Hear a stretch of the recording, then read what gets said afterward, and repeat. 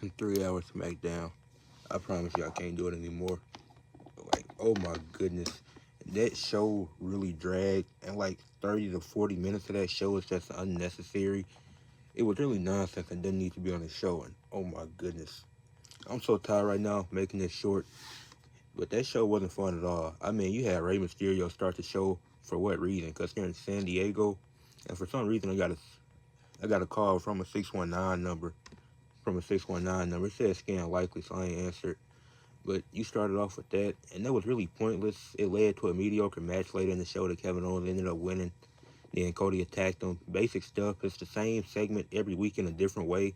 Like, nothing is changing with these brawls that Kevin and Cody get into. Nothing has changed. I mean, Bianca and Naomi, they beat Nia Jax and Candice LeRae, but it's so obvious that either Bianca or Naomi attacked Jade. Like, there's really no element of surprise. If it's anybody else, that just wouldn't make any sense. You had them spoil Charlotte's return. Like, obviously, we know she's going to come back at some point this year, but can we just not have a surprise for once? She spoiled Penta's debut, now they're spoiling Charlotte's return. I don't really get what they're doing with that. Like, can we just not have surprises now in 2025? It's like none of this stuff actually matters or makes any sense. Jimmy Uso and Carmelo Hayes were having a really good match. I was enjoying it.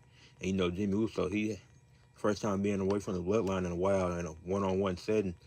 Then it ended in no contest because the bloodline get involved. Then you got Solo come out there. I don't even know Solo. He just looks devastated. Like, he's so defeated since he's not the tribal chief anymore. He leaves, walks out. Jacob Fatu, he cuts a fire promo, but then the bloodline get attacked by LA Knight, and then they had an advantage until Braun Strowman get involved. So now you're getting Braun Strowman and Jacob Fatu at Saturday night's main event.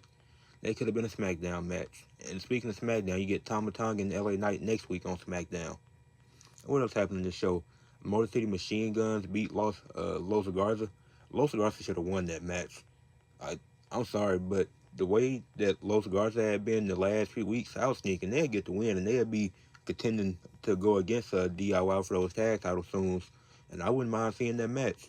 But no, we're finna get right back to Motor City Machine Guns and DIY, a stretched out feud that I'm tired of.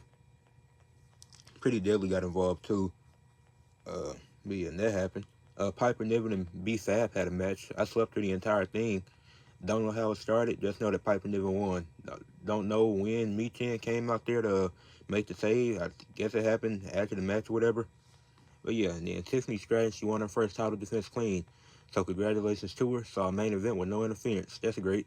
And it looks like we're getting Bayley versus Roxanne Perez. So sign me up for that. But this 3 hour SmackDown drag tonight, I really don't.